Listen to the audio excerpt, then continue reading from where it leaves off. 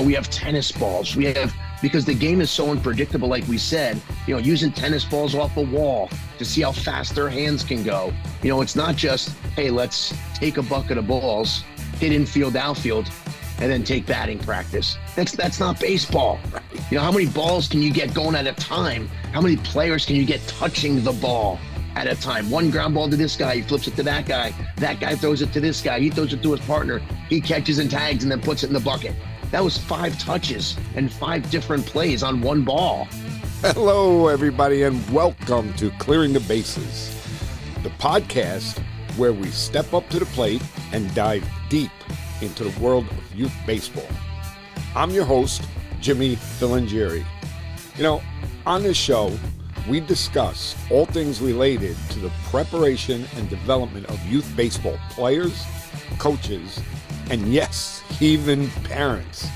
So sit back, settle in, and get ready to hear from some of the greatest baseball minds out there. Or where do you want to go play? Or I want it to be so family oriented that they're like, we love this place, right? And I think the parents are the ones that if you're communicating with the moms and dads properly, they know where they're going, because at the end of the day, they need to know stuff. But, Johnny goes, hey, Daddy, what uniform am I wearing today? Well, if the dad can't find it, now the dad's freaking out, the mom's freaking out. They don't know where instead. So I think the communication is huge. Where they have to be, what time do they have to be there? So I think that the parents have to be the solution, not the problem. Okay, everybody. Tonight we have Duke Baxter. He is the founder of Zone Sports Academy in Bridgewater, New Jersey. Duke has played both collegiately and professionally and has 4 decades of baseball experience. He is dedicated to developing athletes, both at the Zone Sports Academy and through books and videos with Dominate the Diamond. And let me tell you something, if you don't know Dominate the Diamond by now, then you shouldn't be involved in baseball, because it's all over the internet, it's all over YouTube, and it's a great source for people to learn how to coach and how to deal with almost everything involved with youth baseball. Duke's goal is to help every baseball and softball player, coach, and I love this, parent, get educated, motivated, and then dominate on and off the field. I first met Duke last year at the Youth Baseball Summit, and we're getting ready to go again in another couple of weeks. But before we get into this amazing episode with Duke Baxter, let's listen to a couple of words about the 6-Tool app. For baseball coaches like you, every game brings measurable progress. However, game time isn't the time for trial and error learning. Instead, have a proactive approach. Use 6-Tool, the best baseball player development tool on the market. We provide a platform to level up your coaching strategy by helping you to quickly identify and address your players' knowledge of the game. By using our easy-to-implement interactive player quizzes, you can assess position-specific issues, overall baseball IQ, and much more. Win more games and develop better overall baseball players with effective off-the-field training. Visit us at 6-tool.com. 6-Tool. Get ahead in the game. Thanks for coming on, Duke. It's a pleasure to have you. Jimmy, thanks so much. I listened to so many of your episodes, and when you asked me to come on, I was super excited. So thanks so much for asking. Nice. I appreciate you. Listen, that's a great thing. Like I had said about you wanting to get players, coaches, and parents educated, that's my whole MO. And that's why I think that I gravitated towards your Dominate the Diamond stuff so much, because I thought it was fantastic. Tell me a little bit about it. How did you start with the Zone Sports Academy and the Dominate the Diamond? Awesome. Thanks. Yeah. So in 2002, that was my last professional season with the Somerset Patriots. And it was a pretty dark place for me in that all I knew was baseball, right? I'm now 27 years old. I've been playing for 21 years since I was 6. And now I come to this crossroads of now what, right? Who is Duke Baxter, right? I was a baseball player. I was this, I was that. And now all of a sudden you take out the word baseball player. Now I'm just, who is this guy? So I kind of went back to, I used to always do camps and clinics, and I just loved coaching the kids and working with the kids and, everything that I learned, trying to teach them. And so in 2002, I was like, you know what? I'm going to open up my own facility. I'm gonna start this and let me stay with doing what I love. So we opened up Zoned. It's a 28,000 square foot indoor place. It's got 10 batting cages and a full infield and 6 mounds. It wasn't like that when we first started, but 22 years later, here we are. There's 32 employees. We have teams. We, do everything from having a scholarship to helping coaches and players. So, so that's how Zone was born. And, when the pandemic hit, it was the first time ever that I didn't know how to make money, right? I couldn't work with kids. I couldn't give talks. I couldn't do team trainings. I couldn't do one-on-one lessons. And we were closed down for 6 months. And what I did was I went down into the basement. I took all the videos I've been doing over the last 18 years, right, of footage. And I started creating these little buckets, these folders of, here's how I would coach T-ball coaches. Here's how I can help Little League coaches. Here's how I can help pitchers and catchers or quick hands. And so we started making these courses online because even though we were shut down in New Jersey, the whole world wasn't shut down.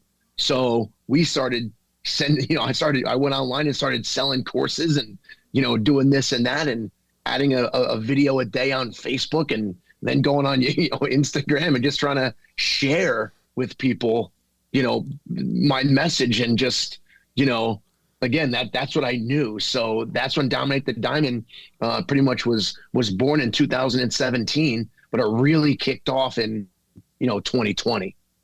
Well, I got to tell you, one of the things that I love about you is I love the energy in your voice. You could hear how passionate you are about what you do. And I think that that's really fantastic. So let's get into it a little bit. Let's talk a little bit about, number one, what makes baseball so difficult? It's not a game like basketball where, you're just shooting into a hoop. And I know there's more to it than that. But baseball is a more complicated game. Let's get into that a little bit. I think one of the things that makes baseball complicated is in a 2-hour baseball game, the ball itself is only in flight for 8 minutes. Okay, so I just learned something. If you think about that for an hour and 52 minutes, there's nothing to do. But for us baseball guys, we know there's a lot to do, right? We're dusting off our area. We're talking to the guy to the left, to the right. We're looking at the past pitch. Did he foul it off? Was he early? Was he late?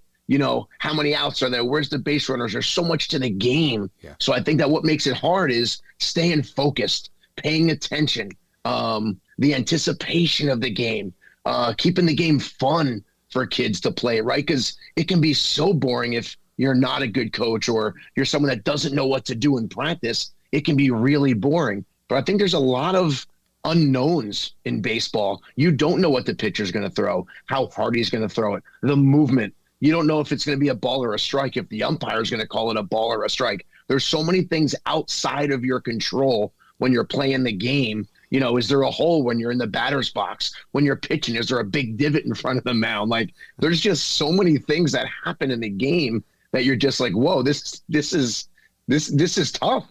That's what I think. When a guy throws a fastball at 90 miles an hour and you have 0.4 of a second to pull the trigger, yes or no, like, you have so much to do before you even swing the bat because 0.4 of a second is the time that you blink. So if you're not preparing, getting ready, thinking, yes, it's going to be a strike, that ball's blown right by you and you didn't even see it. Yeah. So there's just a lot to it. Yeah.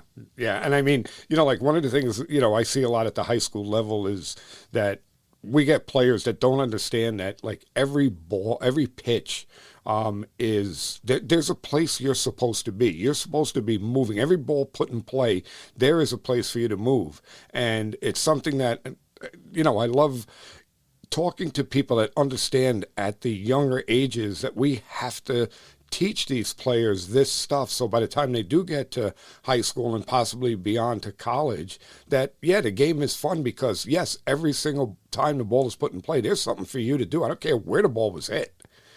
Yeah. Absolutely. I do a fun drill with the kids. I created it back in, 5-10 years ago where my partner would toss me a ball and all the kids would be in the field and I'd have the backstop and he would toss the ball and I would hit it. and I would watch the reaction of where they actually went when the ball's hit, because everybody should be moving, right? If you're over on this side and I hit it over here, you should be running that way. If you're on this side and it's hit right to you, so I videotape them. We do it about 8 times, and then I bring them and say, look, Johnny, I hit the ball. Look at everybody moving. You went that way, and the ball went that way. He's like, or you know what I mean? Like they actually watch themselves. I'm like, that's how fast you have to be able to react. So you need to be prep stepping. You have to be anticipating the ball. You need to be seeing it. And then, you can't just go through the motions or it's too late. Yeah. You have to be able to make your moves. So that's just a fun drill that we do with the guys to see who's paying attention, who's ready, and who can react fast. Yeah. Yeah. Again, it's so important that be taught early on, because otherwise, it's like anything else. If they're not taught how to hit correctly, they're not taught how to field correctly, pitch. By the time they get up to high school, college, beyond, it's very difficult for us to try and break those bad habits that they've had for 10 years. So again, guys like you that are out there and trying to teach these kids the very basic parts of the game, I tip my hat to you, because that's fantastic. Yeah, it's fun stuff. Yeah. So you said the word that I wanted to go to. How do you keep it fun? Ooh, I love that word fun, because, I think being a coach, and I love working with the little guys. Why? Because it keeps me on my toes. It makes me have to keep things fresh. It makes me be able to take the top of a bucket and teach them how to hit with it, teach them how to maybe run the bases and use it as a base. Like, you just got to be really creative. And I think the more creative you are and the more tools you use, the more fun it is, right? We have discs all over the place. We have tennis balls. Because the game is so unpredictable, like we said, using tennis balls off a wall to see how fast their hands can go. It's not just, hey, let's take a bucket of balls, hit infield, outfield, and then take batting practice. That's not baseball. Right. How many balls can you get going at a time? How many players can you get touching the ball at a time? One ground ball to this guy, he flips it to that guy. That guy throws it to this guy. He throws it to his partner. He catches and tags and then puts it in the bucket. That was 5 touches and 5 different plays on one ball. Yeah. And that's what I'm trying to do. It's just like in soccer, when they're working on soccer drills, how many touches can you get with the ball? How many times can your foot hit the ball back and forth? It's not just, I made 10 throws and caught the ball 10 times in 2 hours. It's, wow, I threw it 200 times. I fielded it 300 times. Well, how can you do that? Well, you shorten the field, you get more kids involved, and, you're hitting balls and making it. So I think that's how you keep the game fun. Yeah. And, it always amazes me, because you can go online and, you can go to YouTube and you could find drills apart. I do it. I mean, I go there and I actually just watched a drill the other day. I forgot who it was. I think it was North Carolina, where it was a simple little thing where the coach was hitting from like the pitcher's mound out to left field. They were fielding. And again, the ball was getting thrown all over the place. It was going from third to second to first to home and back. And it's happening very quickly. And if more people would look at stuff like that, and to your point, get a lot of touches, then it keeps it fun. So there's no kid sitting out in left field, picking daisies. Yeah, 100%. Hey, kids can get hurt out there, man. Kids can get hurt if they're not paying attention. So if you're teaching them and coaching them properly to be alert, to be ready, to be quick, to get their hands high, well, then, there's, then kids can play multiple positions that way, Yeah. Yeah. Let's get into a little bit about coaching. So, I mean, how many teams do you have with your facility? Yeah, we have 12 teams. We coach about 56 teams, though, in the winter, as far as high school teams, little league teams, travel teams. But we have 12 zoned Red Hawk teams. Okay, so the other teams that you're talking about, you're really just training their athletes, right? But okay, so what I was gonna get at is, like, with your coaches for your zoned teams. Number one, how do you find your coaches? And number two, what do you do to train your coaches?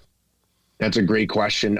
So we find our coaches. We find them most of the time. It's a coach that knows a coach. It's a guy that knows a guy, right? Because he knows what the system's like. He knows how we coach. So it's so much better getting a referral from a referral of somebody that's already one of your guys. But we do go on the, ABCA. We'll go on the, we'll put stuff out in the, online looking for coaches. But most of the time it's a coach that knows a coach, and we train them by having workshops. We do just like we do with when we go out to, the different youth summits and those kind of things. Guys will come in and we meet once or twice a month, and we'll say, okay, we'll give topics to each guy, and he's got to teach us what he would do in that situation, such as, okay, let's go over rundowns today. Here you have our whole team of guys, separate us out, however, and show us how you would run a rundown. Or another coach would be like, yeah, my topic is how to help kids that are pulling off the baseball when they hit. So here's 3 drills that I would use. And now we're all just learning from each other. We're all, everyone's got to be coachable, right? I don't care if you're 40 years old or you're 70 years old. The good coaches stay coachable. Yeah. They don't think they have it all figured out. They continue to grow and get better. So that's what we do. Well, I can tell you, I'm living proof of that. I'm 62 years old, and I'm in the middle of a 10-week course, a coaching course with Sheets, where I'm sitting there, and believe it or not, it shouldn't be a surprise, but I am still learning things, and that desire to learn has to be in you as a coach. Otherwise, you're not going to go anywhere. You have to, I always feel, and I've been doing this for a really long time, and I always feel like I don't know enough. Yeah, I love that you say that because, there's a lot of coaches in our facility, and I'll look over at Coach Steve and be like, hey, take a look real quick at one of these swings. We've been working for a while. Things are working out, but there's something that I just can't. And he'll be like, hey, I'm like, and we do that all the time with each other, right? Like I know what I'm doing, but sometimes somebody else's eye, somebody else, different angle, different view. And it's like, hey, try this. And it's like, oh, that worked like a charm. Thanks. So I think that's why guys go to the ABCA, right? Those guys are national champions. They still say they're learning every day. Nobody has it all figured out. Yeah, you might have the game and the rules figured out, but ways to do different things and teach things better. And, I think you can never stop learning. Yeah. I'm going through, even though, I believe I know how to do it, but I'm in a new program going into my second year. Last year was my first year, and I'm trying to build a culture there. There was no culture. Nothing. I was, the 5th head coach in 5 years, so there was nothing.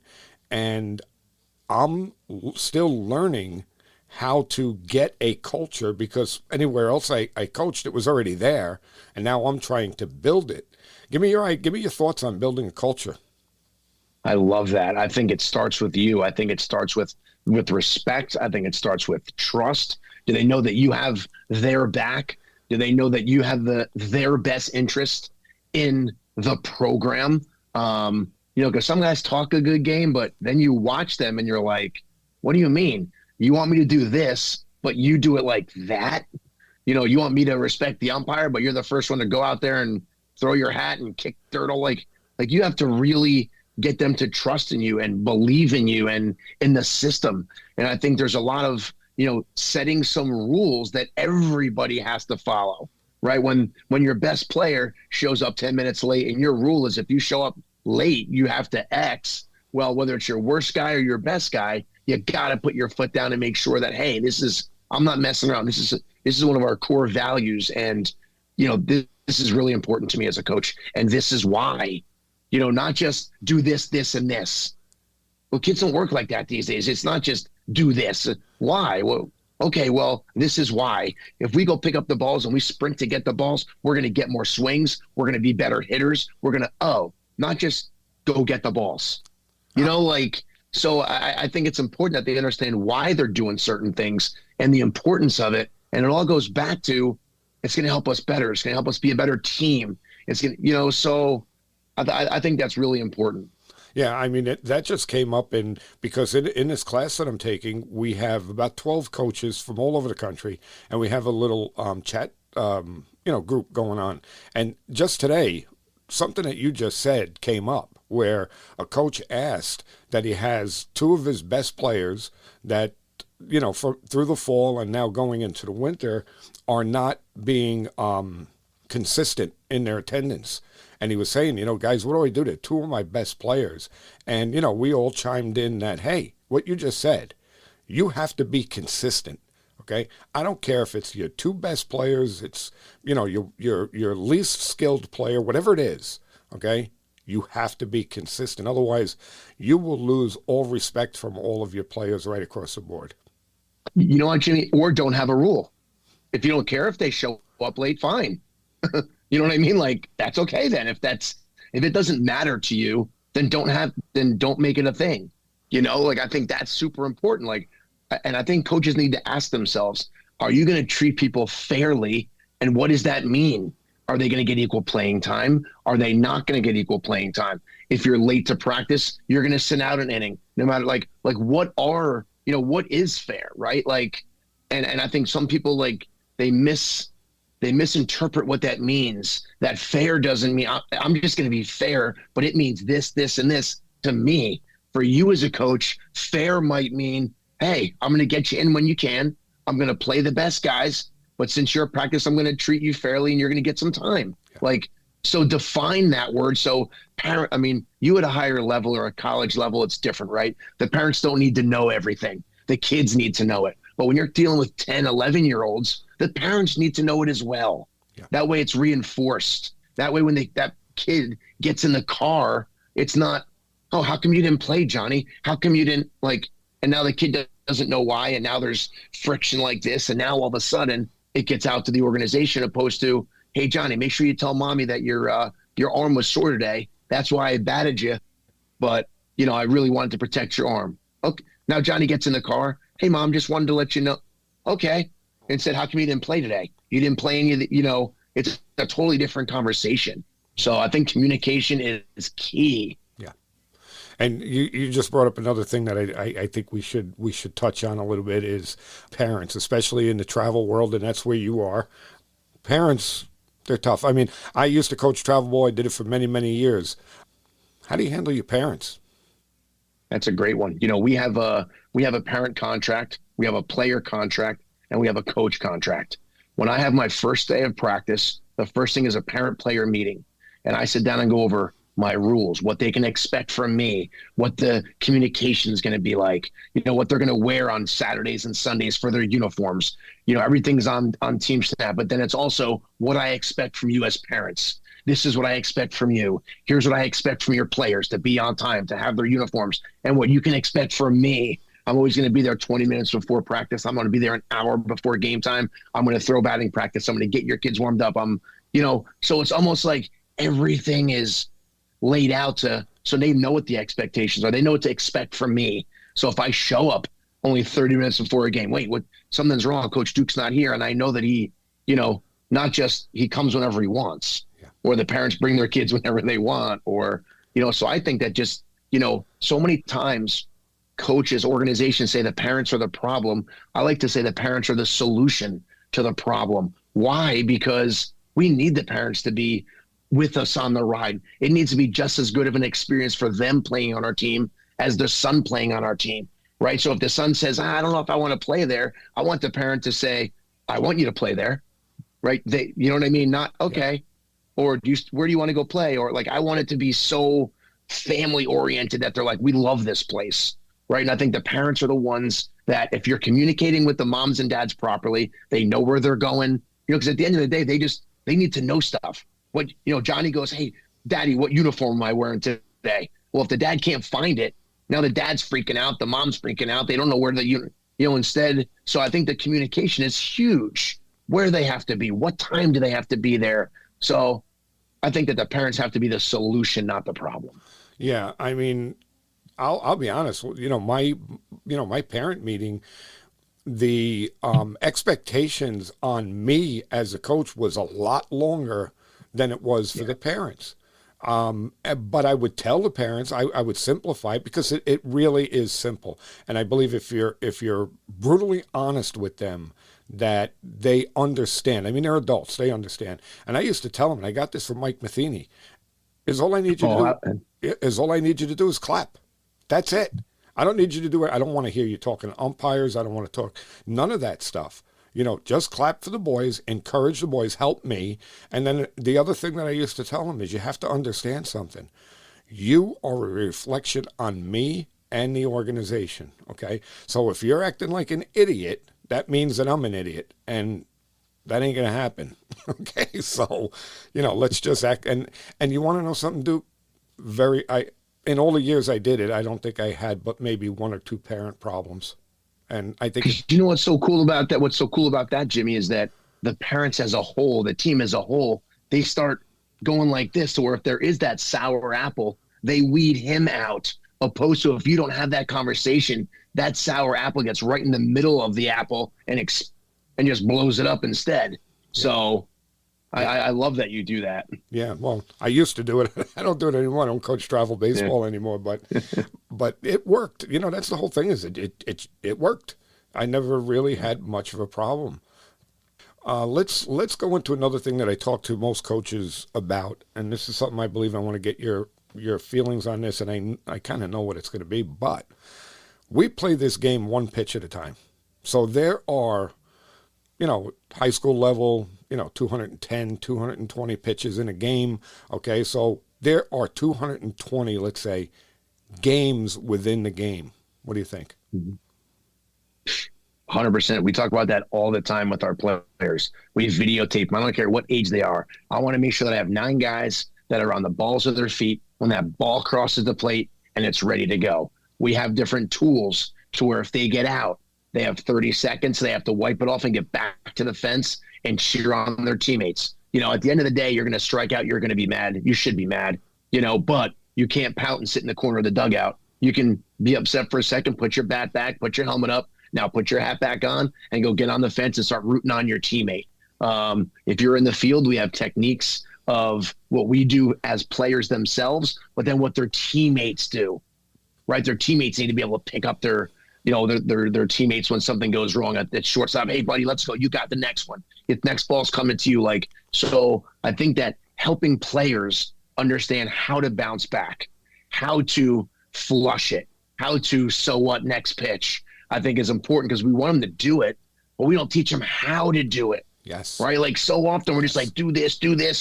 It's like, okay, well, how do I do that? I just struck out. I'm mad. I'm upset. Well, we have all of our players. Hey, let's go. Slap them on the back. You got this, Mikey. Let's go. Don't, so I think that's really important as coaches to build kids with confidence. Don't tear them down. A kid takes a strike down the middle and you see coaches doing this. Oh, you can't what does that mean? Or a kid throws a ball. Come on, throw strike. It's like, no kidding. He's trying to throw strikes. He's trying to get hits. No one wants to get out. And then the parents start taking on the body language of the coach. You see a mom go, you see a dad go like this at third base, and now you see the dad behind home plate. The kid's just getting bombarded by adults doing nothing but negative things, opposed to, hey, let's go get him next time. Yeah. We've all struck out thousands of times. It doesn't matter. It's how fast you can rebound, how quick you can get back on the field and steal somebody else's hit. Yeah. Yeah. I say it all the time is that if you ever came to one of my games, you'll see me in the dugout or, on the steps of the dugout or whatever with my arms crossed. That's it. I will not. And it's hard for me. I had to learn how to keep my emotions in check, and I think all coaches should learn how to do that. But, like you said, the less, what's the word I'm looking for? Animation. That's it. Animated. Yeah. The less animated you are, it's better for your players because, again, if you start being animated, then the player says, oh, coach is pissed off because I struck out. Well, again, to your point, oh, you struck out. I'm not pissed off. Okay. It happens. Everybody strikes out.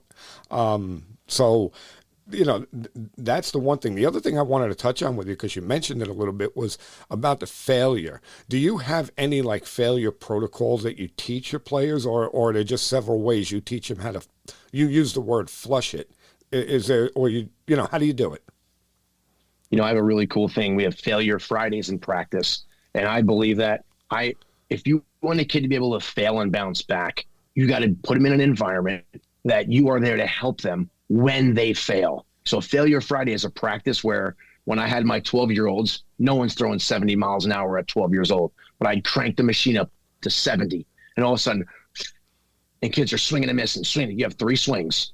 Swing and miss. Next guy gets up there. They're rooting each other on. Next, little Johnny, the 9th guy up, fouls one off. Let's go, we got. And next, they keep going until Johnny then fouls one off, and Matthew hits it fair, and then and next thing you know, they're just, they're learning how to fail fast, but then cheer on the next guy because that's the next guy they're trying to beat whatever I'm trying to get them to do. Or I put 150 pounds on a sled, and you have to try to push and you can't. And then Johnny gets up and the next they're like they just start working on it together, and then they're getting through it. So it's like when they do fail, how do you bounce them up, dust them off, and let them keep going? And then the kids start doing it together. So when they're in a game, there's nothing that can stop us. A kid's throwing hard, maybe it's only 61, but I'm like, guys, we've seen 70.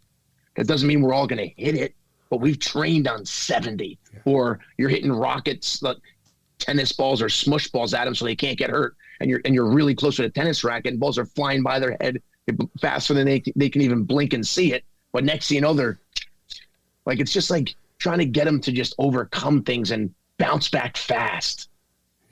Yeah. I mean, I just learned from somebody, and it was kind of similar to what you just said, because I have a protocol that I teach my players when they're on the field. If they make an error, any type of miscue, there's something that they have to run through, okay, which kind of gets them ready for the next play. But at bat, I had a problem with that. Kid strikes out. Well, he can't really, because there's nobody there communicating. Like you said, he's probably going to want to go in the corner of the dugout and pout. But I don't remember who it was. Somebody I might have had on the show, or it might have been in one of my classes. But they said they have until the helmet comes off, batting gloves come off, and you just alluded to it, and then the hat comes on. Bang, that's it. You're done being pissed off. It's over. I love that. 30 seconds. You have 30 seconds. Yeah. From the second you hear strike 3 to getting on the fence, you have 30 seconds. Yeah. Whatever you want to do in that 30 seconds. You can't curse, though. You can't punch somebody else on the team. and I wouldn't put that past some of them. 100%. That's why it's a rule. Oh, that's good.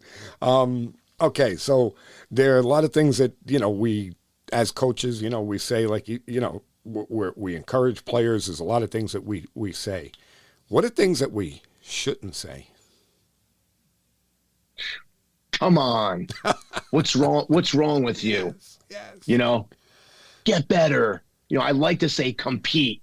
Let's go battle up there. Battle with that at bat. Compete with that at bat. Don't give in. Don't give in. Like, you're just like, you got to go up there and try to get one more pitch. Get one more pitch out of that guy. And you just got to, and that mentality just, there's no stopping. There's so many younger kids, they'll take strike 1. Maybe they'll foul off 2 pitches and watch one right down the middle. I'm like, you didn't keep competing. Like, you thought your job was done.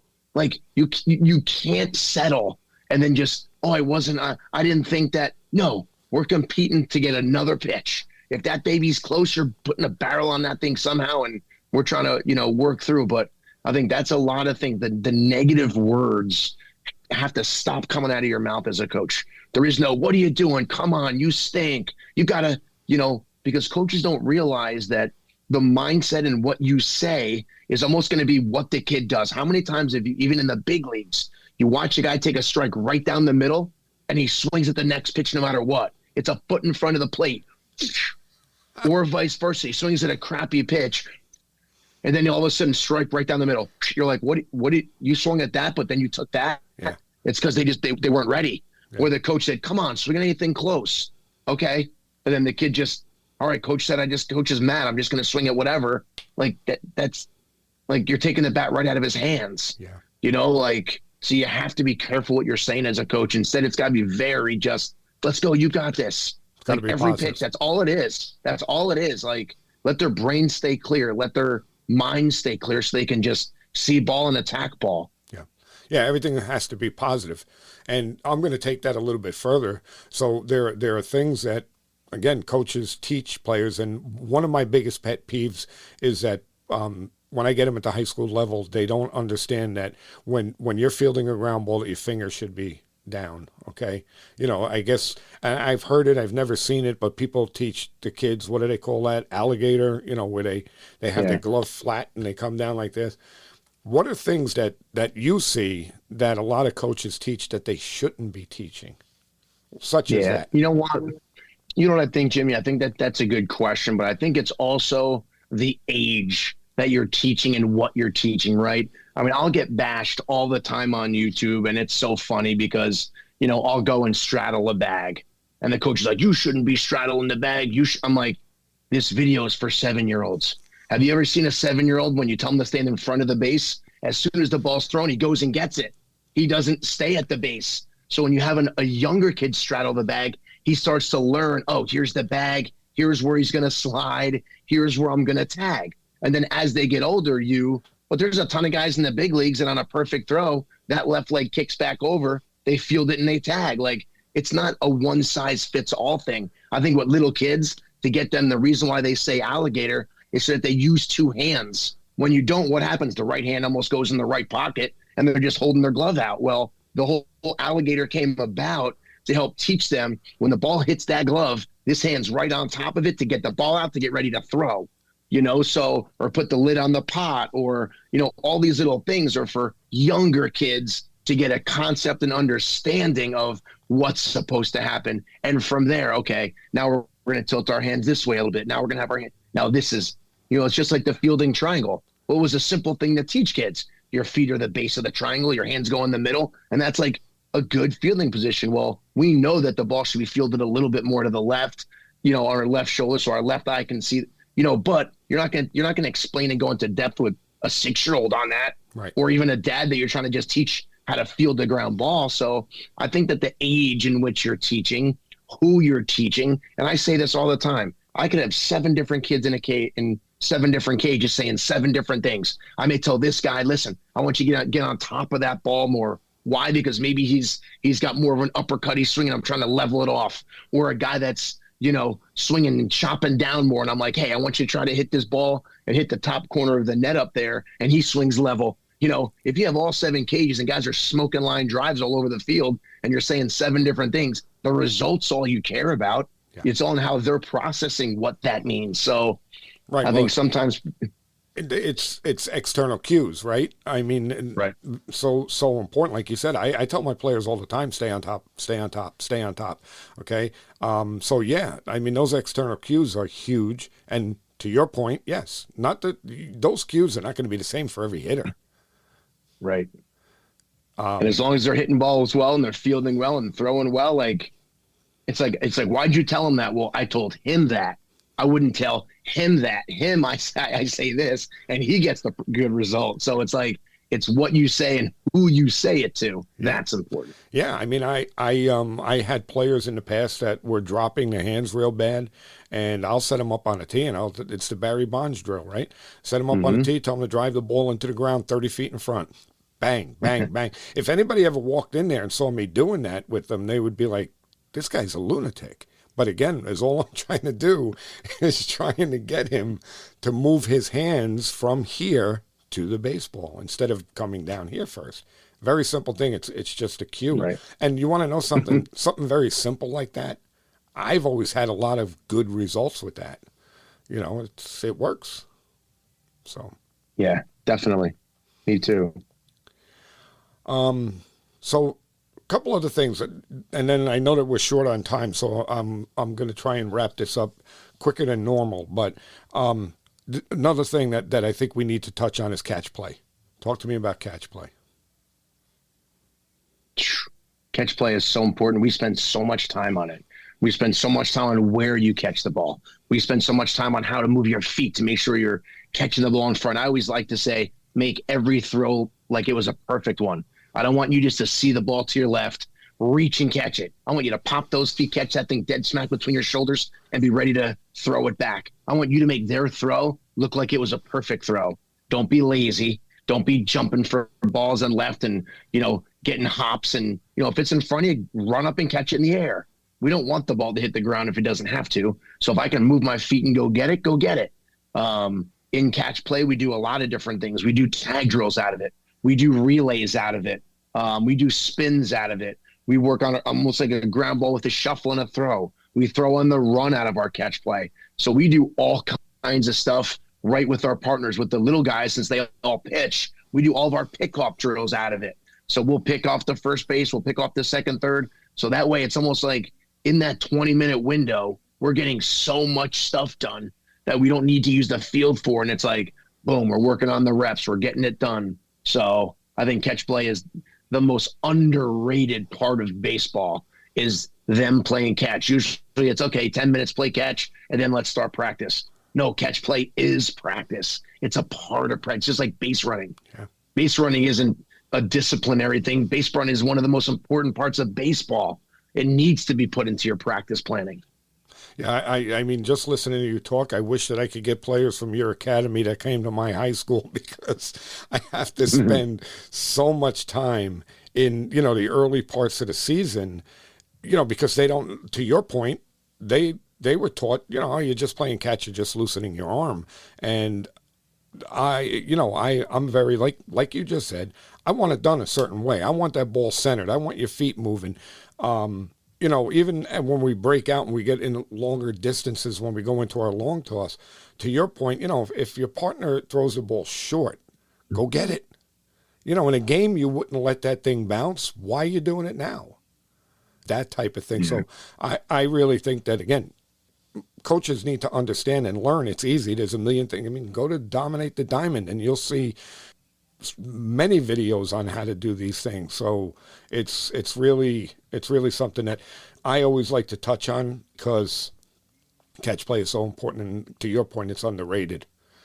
So you had touched on it before about building trust in your players. Okay, I have ways that I do it. I want to know from you, how do you do that?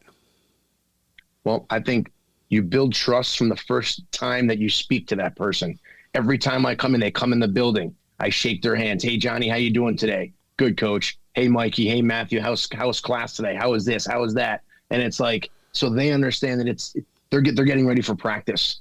They start practice. I make sure that I'm engaged with them. I make sure that we get on a baseball knee. I make sure that when I say something, I mean it. I don't say, hey guys, I don't know, just speaking just to speak. Everything is, here's what we're going to do today. Here's how we're going to do it. Here's what I'm expecting out of you this weekend. Here's what you can expect from Coach Duke. I'm going to, so I think that when you're trying to, trust it's a two-way street. I trust every one of my players until I don't, right? I need them to all trust me until they don't. So I need to make sure that everything I do, I don't curse. I don't say bad words. I treat them with respect. I make sure that if there's a situation, I handle it right there, because there's a lot of times it's easy to do this, Jimmy. It's easy to turn your head on something that you don't want to see. Yeah. Or you see, like you said before, one of your better players is goofing around. It's easy just to pretend like you didn't see him. Instead, you have to make sure that you address those and have those hard conversations, whether it's with a parent, whether it's with a player, whether it's with another coach. And I think that's what builds trust, Yeah. Yeah, something that, again, my players are older, so it's a little bit easier. But something that I learned from Chaffin years ago was, and this has become true. In the beginning, it was very difficult for me, but I truly, not like I love my kids or my wife, but I love every single one of my players, and I let them know that. And yes, will I get on them? Of course I will. But every kid gets a hug from me when they need it, and they, to your point, they know that when I say something, I mean it. And, it's been a good recipe. I'll say that. And you know what I think, Jimmy? I think that's what allows you to get on them. They know you love them. They know you care about them. They know you mean what you mean well. It's the coach that doesn't. Now you get on a kid and he just cracks. You get on a kid and he's like, coach is picking on me, and we've all had that coach too, right? Like we've all felt like, gosh, man, this guy's why is he so hard on me? Meanwhile, he'd always say it. That means I like you. That means I care about you.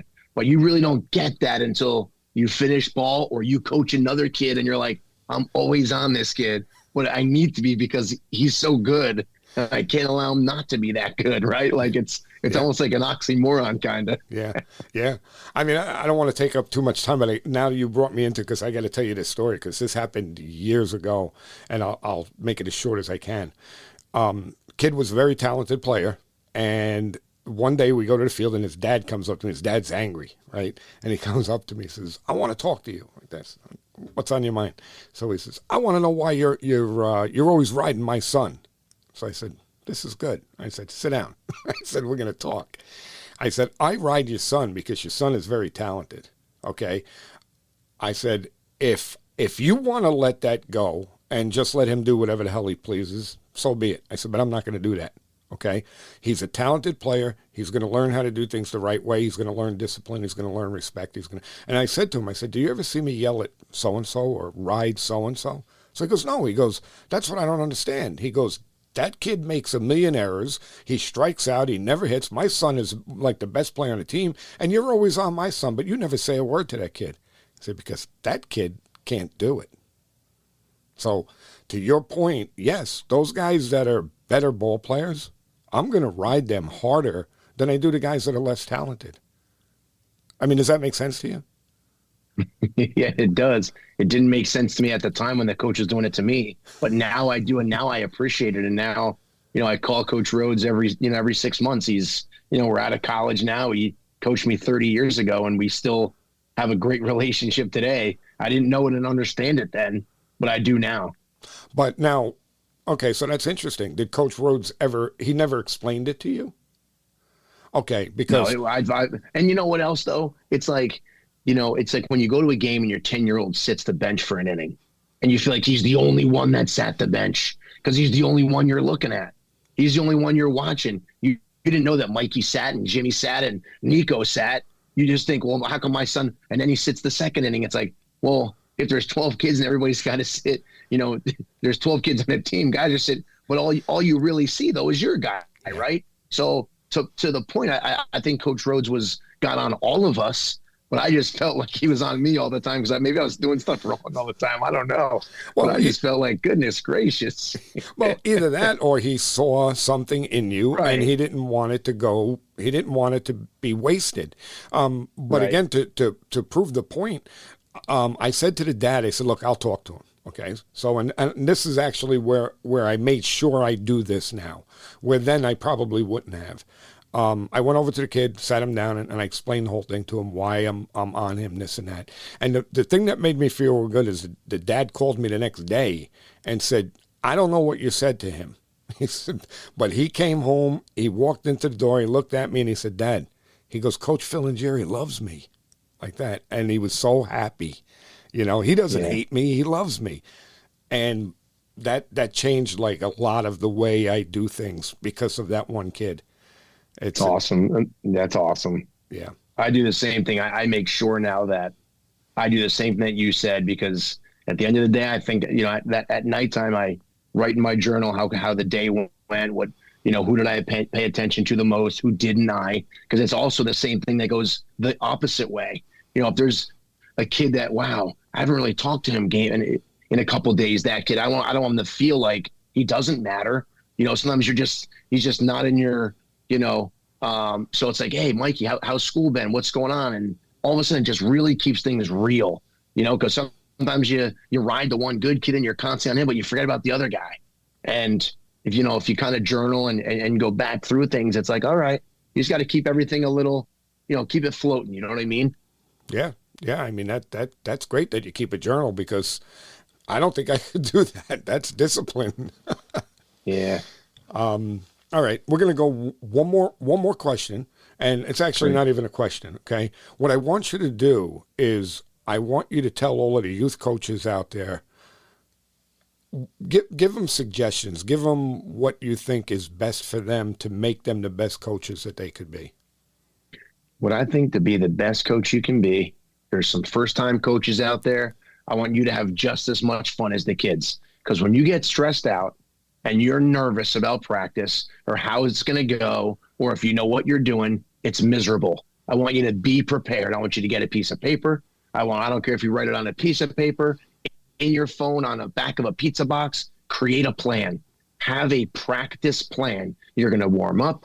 They're going to play catch. You're going to work on 3 different fielding drills. Then you're going to break up into 3 different hitting drills. And then you're going to have a fun competition. You have to have a plan, or practice is going to be boring and it's just not going to be fun for anybody. Older coaches, I want you to take a notepad while you are in the middle of your baseball game and something goes good, something goes bad, you write the notes on that piece of paper, the back of the lineup card.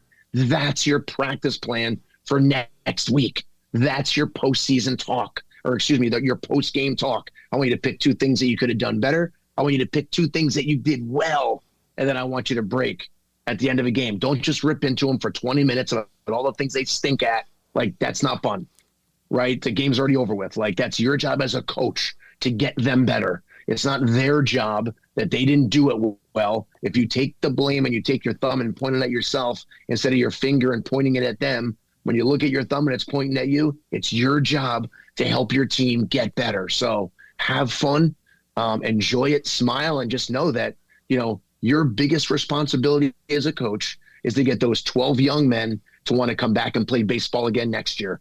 It's not to win 7 championships and then the next year 2 kids come back. That's a bad job, coach. If you win 0 championships, but you have 12 kids coming back, you got 12 kids to enjoy and love the game. That's a great job, coach. So I think those would be my tips for coaches. Well, I got to tell you, that was fantastic. I love it because I could not be any more in agreement with what you just said. And that's, everybody pay attention to that because that was some good stuff right there. So, all right, listen, I know you want to go watch the Yankees. I want to go watch the Yankees. I noticed this, we kind of squeezed this in. You came back from Los Angeles. The Yankee game is on. I really appreciate you taking the time. You got it, Jimmy. I had a blast. And anytime, I'll see you at the summit, buddy. I'll be there. See you in a couple weeks. All right, pal. Thanks for having me on. Take care, Duke. Wow. Now, was that an episode filled with a lot of good stuff from Duke Baxter? I mean, we went over drills, mental performance, on-field play, parents. I mean, we covered everything. Duke is fantastic. And, like I say in the beginning of the show, we have some of the greatest baseball minds on this show. And there you go. Duke is one of those great baseball minds. So I hope you really enjoyed this episode. And look, let me tell you something. Go out and follow Duke. There's so many places online where you could follow him. I mean, go to his Zone Sports Academy website, which is Zoned Inc. ZONEDINC.com. A lot of information there. YouTube, he's got a huge YouTube presence with I don't even know how many videos on all parts of the game that's going to help you coach better. It's going to help you if you're a parent with your player. So many drills that you can get from there and utilize with your young player to make him the best that he could be. All of the social medias. I mean, he has a very big presence on Instagram. Again, Dominate the Diamond on Instagram. Go follow him. I mean, this was really, really a lot of good stuff. So do yourself a favor. Go online and check him out. So, if you enjoyed today's show, don't forget to hit that subscribe button. Visit the website at thectbshow.net. Leave us a review. Even sign up to be a guest. Your feedback helps us bring you the best content and reach more people in the baseball community just like you. And if you have any questions or topics you'd like us to cover, reach out to us on social media, X, Facebook, Instagram, YouTube, and please drop us an email, clearingthebases@gmail.com. Once again, thanks for tuning in, and I can't wait to see you back here for the next episode. Until then, coaches and players, keep practicing, stay positive, and remember, people don't care how much you know until they know how much you care. Thanks, everyone. We'll see you on the next one.